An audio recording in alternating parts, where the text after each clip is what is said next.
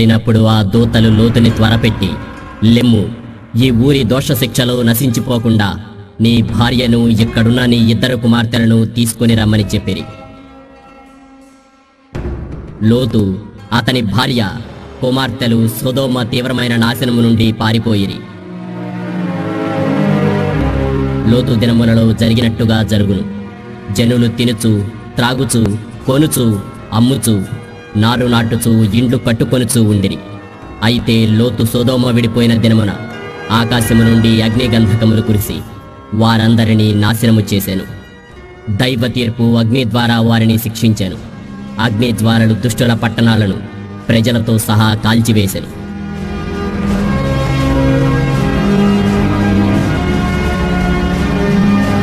తన ప్రియమైన సొదొమ వైపు లోతు భార్య తిరిగి చూచి దేవదూత ఆజ్ఞను అతిక్రమించి ఉప్పు స్తంభమైపోయెను.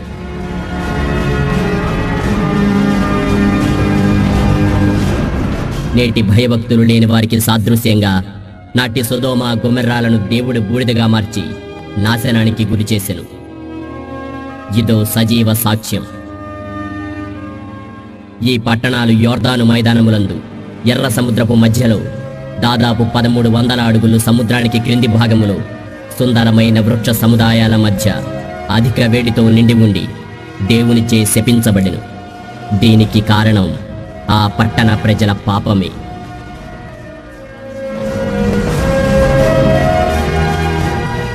అధిక ఆహారం, సోమరితనం, గర్వం నిండిన వారై పేదలను, అవసరతలో ఉన్నవారిని నిర్లక్ష్యపరిచి దేవునిచే దోషులుగా తీర్చబడిరి. దేవుని అగ్నికి సాక్షిగా ఆ 5 పట్టణాలు చరిత్రలో అలా నిలిచిపోయాయని మొదటి శతాబ్ద చరిత్రకారుడు ప్లీవియస్ జోసఫస్ చెప్పెను. ఆ తదుపరి రోజుల్లో మృత సముద్రపు నీళ్లు ఈ పట్టణాలను కప్పివేశానని అందరి అభిప్రాయం. అయితే జోసఫస్ గారు ఆ పట్టణాలను ఆయన బ్రతికిన దినాలలో చూడగలిగితే నేడు మనం కూడా చూడవలసిందే. నీళ్లు అప్పటి నుండి ఇప్పటికీ కొద్దో గొప్పో ఇంకి ఉండాలి. సీదోను నుండి గెరారు, గాజా వరకు, ఆపై సొదొమ, గొమొర్రా, ఆర్మా మరియు జెబోయిము, లాఫా వరకు కనానీయుల సరిహద్దు. కొందరు అనుకొనున్నట్లు ఈ పట్టణాలు ఒక దగ్గర కాక కానాను దేశానికి సరిహద్దు వెంబడి వరుసగా ఉన్నాయి. ఇజ్రాయేలులో ఉన్న మృత సముద్రపు సరిహద్దులలో ప్రయాణిస్తే లేత రంగులలో బూడిదల దేవుని ఉగ్రతకు నాశనమైన విచిత్ర కట్టడ రూపములను మనం చూస్తాము. దేవుని ఉగ్రత ద్వారా ఈ పట్టణాలు కాల్చబడ్డాయి. కొండలు, మైదానాలు మృదువైన లేతరంగు బూడిదతో నిండి ఉన్నాయి. ఇక్కడ ఏమీ పెరగదు.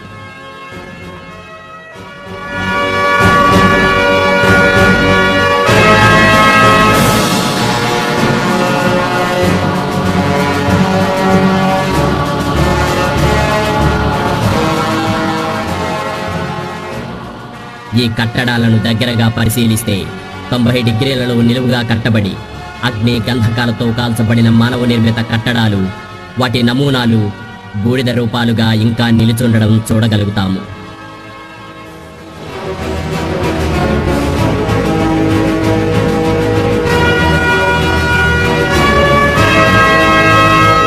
ఆశ్చర్యపరిచే కట్టడ రూపం 4 గోడలు కలిగి చెక్కు చెదరకుండా ఉంది.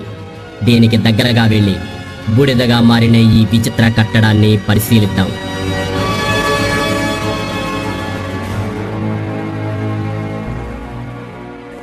ఈ కట్టడాలు ఒకవైపుకు వంకరలు తిరిగినట్లు వాటి భూభాగ పొరల్లో చూడగలము.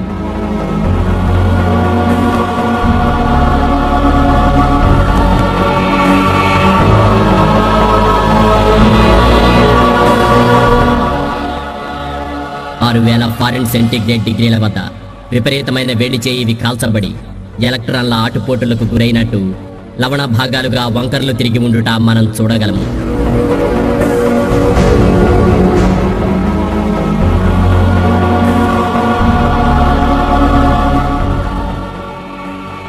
లోతు దినాలలో పరలోక దేవుని నుండి కురిసిన నాశన మరణాలు పెను తుఫానులై కురిశాయి.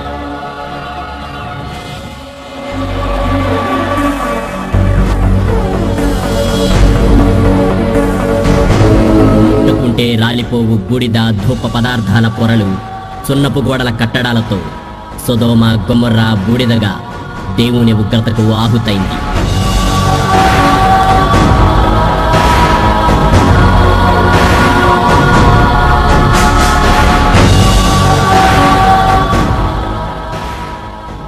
శుద్ధ లాంటి అసాధారణ రూపాలు ఆ దేశంలో ఎక్కడ తప్ప మరి ఎక్కడా కనుగొనబడవు.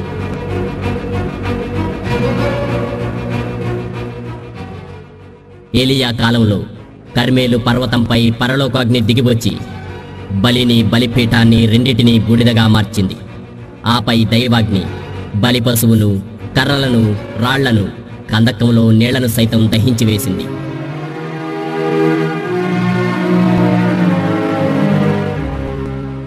మన దేవుడు రోషము గల దహించు అగ్ని అయి ఉన్నాడని మనకు తెలుసు. దేవుడు తన అగ్నిని పంపినప్పుడు రాళ్లు కూడా బూడిద అవుతాయి.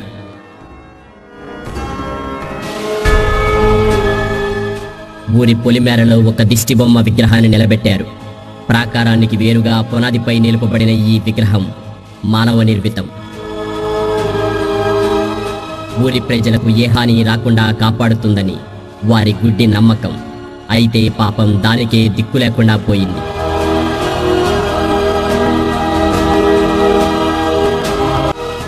ఇక్కడ ఇంకొక మానవ నిర్మితం భూభాగంపై నిలిచి ఉన్నది. ఇది కాక ఇంకొక దిష్టిబొమ్మను తర్వాత చూస్తాము.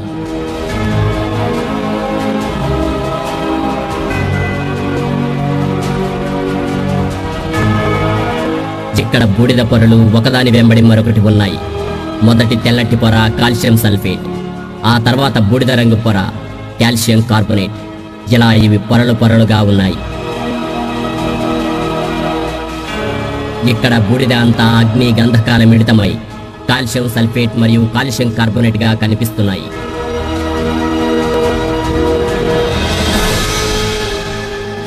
ఈ భాగాలను సున్నితంగా తాకినా అవి కూలిపోతున్నాయి.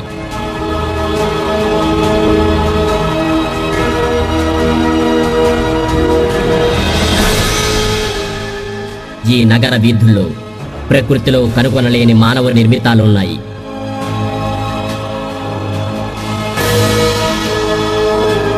ఇవి చతురస్రపు మూలాలను కలిగి ఉన్నాయి.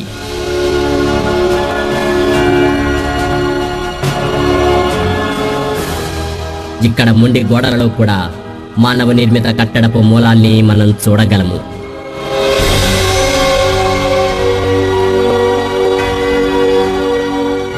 తొంభై డిగ్రీలు ఉన్న చతురస్రపు గోడల యొక్క శిథిలాలు మనకు మరొక్కసారి మానవ నిర్మితాలను చూపిస్తున్నాయి. ఇక్కడున్న 90 డిగ్రీల ప్రధాన కట్టడాలు మానవ నిర్మితాలే అనడానికి ఇది మరో రుజువు. మిగిలిన గోడల్లో చతురస్రపు కిటికీలు గోడల రూపాల గతాన్ని మనకు చూపుతున్నాయి.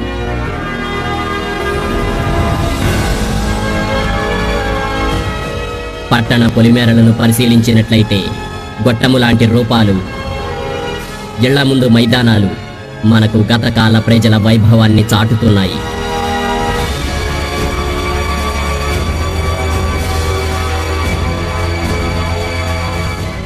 మూడు 3500 సంవత్సరాల క్రితం వీచిన గాలులు, వర్షాల తాకిడికి నిలచిన వీధులు, మానవ నిర్మితాలు నాటి గొప్పతనాన్ని చాటుతున్నాయి.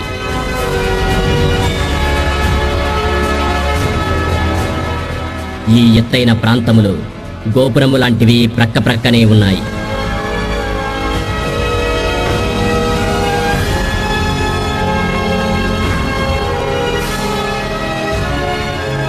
పట్టణాల్లో పలు ప్రాంతాల్లో అక్కడక్కడ ప్రధాన ద్వారాల యొక్క అర్ధవృత్తాకారాలు నిలిచి ఉండడం మనం చూడగలం. దేవుని ఉగ్రత కోపానికి గురైన సొదొమ, గొమొర్రా, ఆర్మా, జెబోయిం ప్రాంతాలు ఉప్పు గంధకాలతో కాల్చబడి ఉన్నాయి. విత్తనం ఫలించటం అక్కడ జరగదు. కనీసం గడ్డి కూడా మొలవదు.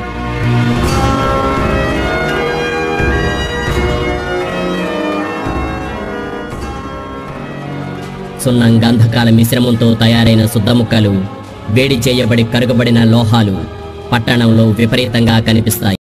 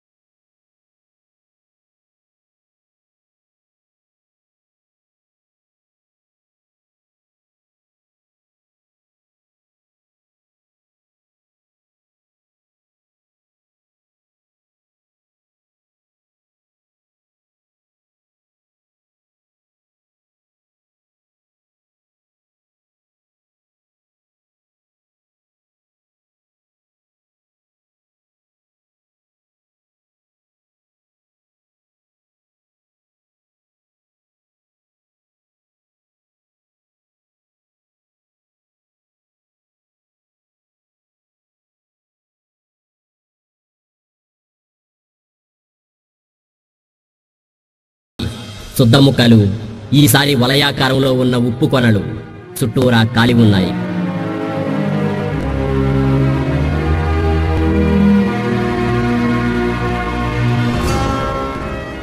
పరలోకం నుండి దేవుడు అగ్ని గంధకాలను సొదొమ గొమొర్రాలపై కురిపించెను. గంధకం యొక్క మొదటి నమూనా మనకు ఇక్కడే దొరికింది. పైనుండి కడగబడుతూ ఇది క్రిందికి పడింది. ఇవి సొదొమ గొమొర్రా పట్టణాలని సాక్ష్యమిస్తున్నాయి. 1989లో ఇవి సొదొమ గొమొర్రా పట్టణాలని రాన్ వయాట్ గారు గుర్తించారు. ఇప్పుడు గంధకం గురించి వీరు వివరిస్తారు.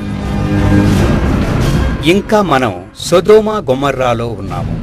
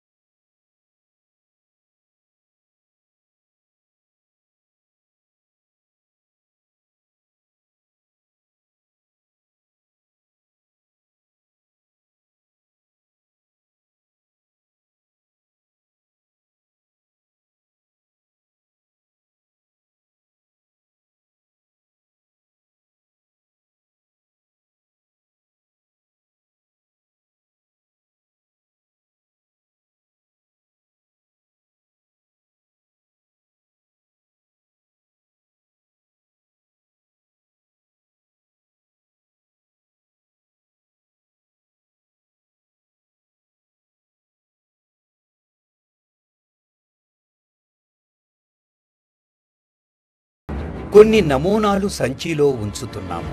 గంధకం గుండ్రంగా బంతుల్లా ఉన్నాయి. వీటి మధ్యన నల్లగా ఉండి చాలా వేడిగా ఉంది. ఇంకా ముందుకు వెళ్ళడం వీటిలో ఇంకాస్త గంధకం లభ్యమవుతుంది. వీటిని మనం సంచిలో పోగు చేద్దాం. ఈ కత్తి ఉపయోగించి వీటిని పోగు చేద్దాం. ఈ కత్తి పదునుగా లేదు. ఈ నమూనాల వాసన మరియు రుచి గంధకంలా ఉన్నాయి. బైబిలు ప్రకారం సొదొమ గొమొర్రాల మీద అగ్నిగంధకాల వర్షం కురిసింది.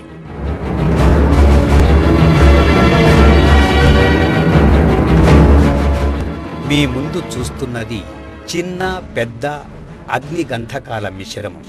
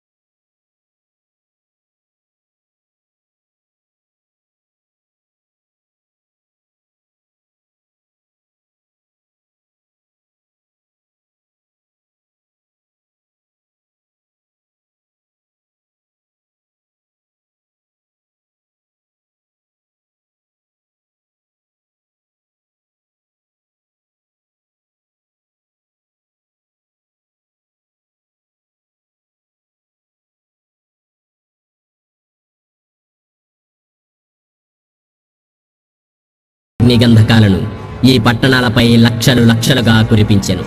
నిఘంటువులో బ్రిమ్స్టోన్ అనగా గంధకం అని అర్థం ఉంది. రాత్రిలో ఒక్క ముక్క గంధకాన్ని వెలిగించగా చక్కటి నీలిమంట ఉత్పత్తి అయింది. పీల్చలేనంత దట్టమైన గంధకపు వాసన గాలిలో నిలిచింది.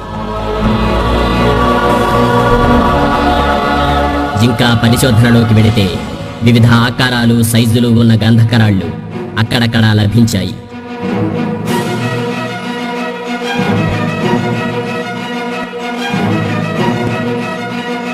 అనేక నమూనాలు కనుగొనబడి మా వద్ద భద్రపరచబడ్డాయి. ఇక్కడ గంధకం ఔషధ రకం. తెల్ల గంధకం అధిక ఉష్ణోగ్రతలో కరుగును. ప్రకృతి సిద్ధమైన గంధకానికి ఇది భిన్నం. వీటి నమూనాలు పరిశోధనకు పంపబడ్డాయి. ప్రతి నమూనా జాగ్రత్తగా వేరు చేయబడి పరిశోధనకు సిద్ధపరచబడింది.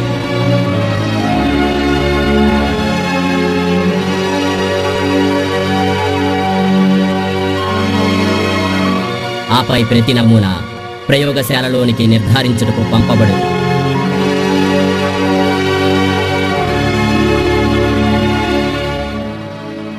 ప్రతి నమూనా ఎండబెట్టి యంత్రముల ద్వారా బిళ్ళలుగా ఒత్తబడును. అప్పుడు అవి ఎక్స్రే నిర్ధారణ కొరకై యంత్రాల్లో నింపబడతాయి. ల్యాబ్ నుండి వచ్చిన ఫలితాల ద్వారా ప్రతి నమూనా ప్రయోగశాలలోనికి నిర్ధారణ కోసం పంపబడును.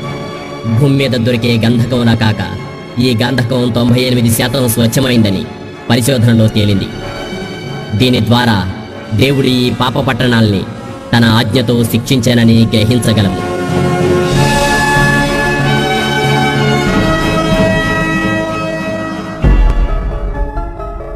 విమర్శకులు ఈ గంధకపు అగ్ని ప్రకృతి వలన కలిగిందని చెప్పెదరు. కానీ లావాలో గంధకం 40% ఉండి స్ఫటికపు గడ్డలుగా ఉండును. కానీ ఈ గంధకం తెల్లగా చిన్నగా ఔషధంలా ఆగుపడును.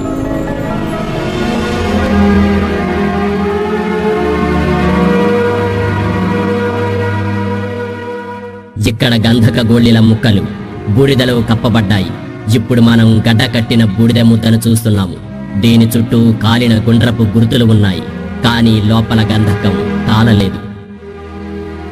ఈ బిందువులు చిప్పలా ఉండి పై పొర తీస్తే లోపల మండని గంధకపు గుండ్రం చూడగలము. మృత సముద్రపు దక్షిణ చివరి భాగాన ఎల్లిసన్ జలసంధి యోర్దానులో చూచెదము. లోతు కాలంలో ఈ జలసంధి వరకు గొమొర్రా విస్తరించి ఉండేది. ఈ ప్రాంతంలో కూడా ఆ తెల్ల రూపాలు లభ్యమవుతాయి. అదే బూడిద, అదే 90 డిగ్రీల మూలలున్న కాలిన కట్టడాలు కూడా ఇక్కడ చూడగలము. ఇక్కడ ఉన్న దానిలా చుద్దముద్దలు నేలపై విస్తారంగా చెదరి ఉండడం మనం చూడగలం. గంధకం కూడా ఈ ప్రాంతంలో చూడగలము. విచిత్రం ఏమిటంటే బైజాంటైన్ కాలానికి చెందిన ఒక చర్చి ఇక్కడ నిర్మించబడి ఉంది. ఇక్కడ లిఖింపబడిన ప్రకారం ఈ ప్రాంతం బైబిల్ గుర్తులకు చెందినది అనుటకు ఇదొక గొప్ప నిదర్శనం. తిరిగి మనం గొమొర్రా మధ్యలోనికి వస్తే ఐగుప్తు గాజాలో పిరమిడ్ మరియు స్ప్రింగ్స్ ఒకదానికొకటి దగ్గరగా నిర్మించబడిన ప్రకారం ఇక్కడ కూడా ఎత్తైన ప్రదేశాలలో తెల్లటి బూడిదతో ఆరాధనా ప్రదేశాలు స్ప్రింగ్స్ మరియు జిగ్గురాట్ దేవతలకు ఒకదాని పక్కన ఒకటి ఉండటం చూడగలం.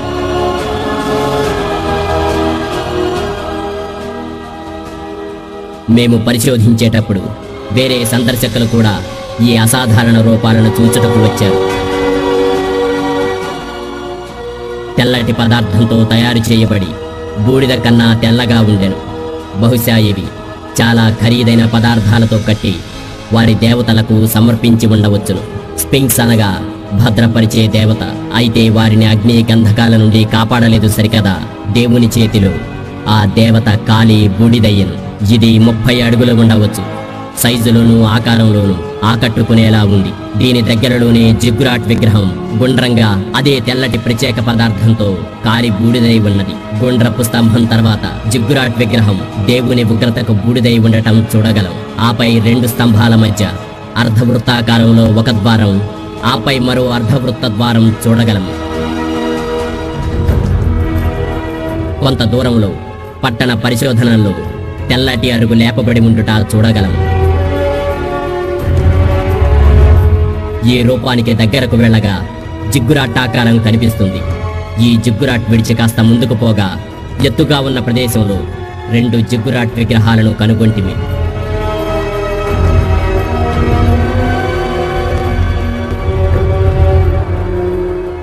ఈ జిగ్గురాట్లో ఒకదాని దగ్గర మా బృందము నిలిచి ఉండగా స్వచ్ఛమైన గంధకం యొక్క నమూనా కాలిన తర్వాత చల్లబడి ట్యూబులుగా గడ్డకట్టబడి గట్టిగా గవ్వలుగా ఏర్పడి ఉండెను.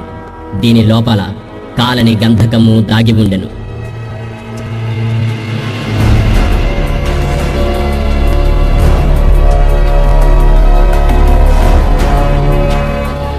జిగ్గురాట్ బయటి ప్రక్క ఒక గంధక ముక్కను చూచాము. దాని బయట భాగం ఆరిపోయి ఉండెను. కత్తిని ఉపయోగించి దానిని తెరవగా లోపల స్వచ్ఛమైన గంధకము ఉండెను.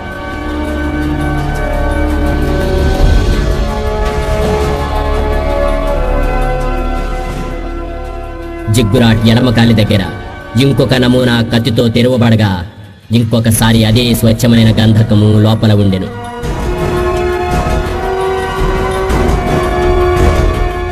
చూశారా, వెనుక కాలిన జిగ్గురాట్ విగ్రహం ముందర చేతిలో దేవుని అగ్ని గంధకాలు. చాలా ఆసక్తికరమైన విషయం ఏమిటంటే, ఒక మనిషి అగ్నిలో చిక్కుకొని కాలిపోయెను. వాని వ్రేలు ఎముక సైతం కాలిపోయి ఎముకలోన మూలుగా కూడా తెల్లగా బూడిద అయ్యేంత వరకు కాలిపోయాను.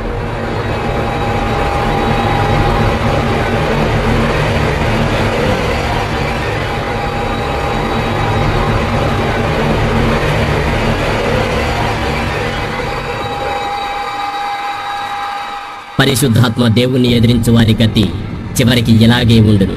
నీవు పరిశుద్ధాత్మకు లోబడి దేవుని చిత్తములో ఉన్నావా, లేక దేవుని ధిక్కరించి దారి తొలగిపోయిన వారిలో ఉన్నావా? భవిష్యత్ కార్యక్రమం ప్రకటన గ్రంథంలో రాయబడింది. పిరికివారును, అవిశ్వాసులను, అసహ్యులను, నరహంతకులను, వ్యభిచారులను, మాంత్రికులను, విగ్రహారాధకులను, అబద్ధికులందరూ అగ్ని గంధకములలో మండు కుండములో పాలు పొందుదురు. ఇది రెండవ మరణము. కొలిమిలాగా కాలే రోజు రాబోవుచున్నది. గర్విష్ఠులు, మెడతెరగని దుష్టులను ఆ రోజు ఇలాగే కాల్చివేయబడుదురు. సొదొమ గొమొర్రా నాశనము చేయబడినలాగున ఈ భూమి మండుచున్న కొలిమిలా మారి పాపము కొరకు పశ్చాత్తాపపడిన వారిని అగ్ని గంధకములతో కాల్చివేయును. స్నేహితులారా, రెండవ మరణపు మంటల శిక్ష నుంచి తప్పించుకోవడానికి ఒకే ఒక మార్గము. అది యేసుక్రీస్తే. నీ జీవితంపై ఆధిపత్యం వహించమని ఈరోజే నీవు యేసుని అడుగుతావా? సూక్ష్మంలో మోక్షాన్ని పొందుకుంటావా?